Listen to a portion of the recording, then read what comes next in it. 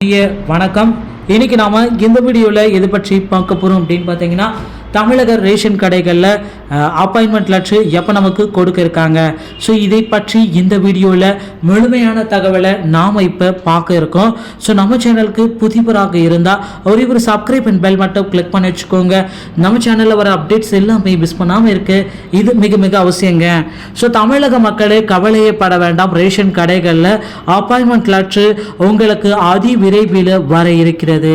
தமிழகம் முழுவதும் 38 மாவட்டங்கள் வாயிலாக ஒவ்வொரு மாவட்டத்தினருக்கும் தனித்தனியாக ரேஷன் கடைகளுடைய ரிசல்ட்ஸ் நமக்கு பப்ளிகேஷன் பண்ண போறாங்க.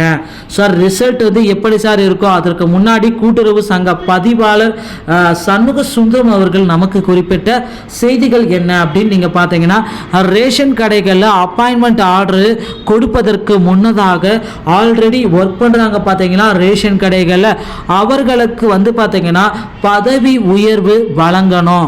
வழங்கிய பின்னர் வந்து அவர்களுக்கு பதவி உயர்வு கம்ப்ளீட் ஆயிடுச்சு அப்படின்ற பிறகு அந்த இடத்துல வந்து பார்த்தீங்கன்னா புதிய நியமனங்கள் மூலமாக புதிய தேர்ந்தெடுக்கப்பட்ட பட்டியல் இருப்பவர்களுக்கு அப்பாயின்மெண்ட் லெட்டர் கொடுக்கலாம் அப்படின்ற சங்க பதிவாளர் அவர்கள் சண்முக சுந்தரம் அவர்கள் இந்த தகவலை நமக்கு பதிவிட்டிருக்காரு.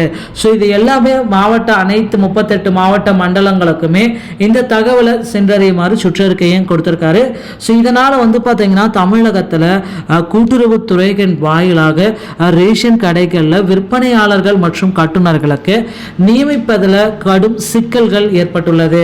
ஸோ ரிசல்ட் வெளியீட்டில் சிறிதளவு தாமதங்கள் நிலவிருக்கின்றன.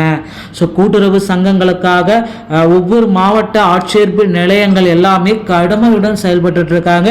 ஸோ இவர்களுக்கு வந்து பார்த்தீங்கன்னா பணி நியமன ஆணைகளை வழங்குவதற்குண்டான ப்ராசஸ் எல்லாமே அப் டு டேட்டில் நமக்கு இருந்துட்டு இருக்கு. ஸோ அனைவருமே வந்து பார்த்தீங்கன்னா இந்த பணி நியமன ஆணைகளுக்காக ஒவ்வொரு நாளும் மாவட்டத்தில் இருக்கிற எல்லா தரப்பு மக்களுமே வெயிட்டிங் லிஸ்ட்டில் வெயிட் பண்ணிட்டு இருக்காங்க. ஸோ இவர்களுக்கு பணி நியமன ஆணைகள் 100% அதிவிரைவில் வழங்கப்படும். ஸோ ரேஷன் கடைகளில் பணி நியமன ஆணைகள் எப்படி சார் வழங்குவாங்க அப்படின்னு நீங்கள் செக் பண்ணீங்கன்னா, உங்களுக்கு வந்து பார்த்தீங்கன்னா எஸ்எம்எஸ் மூலமாக அனுப்புவாங்க. இல்லை அப்படின்னா உங்களுக்கு கால் பண்ணி இன்ஃபர்மேஷன் சொல்லுவாங்க.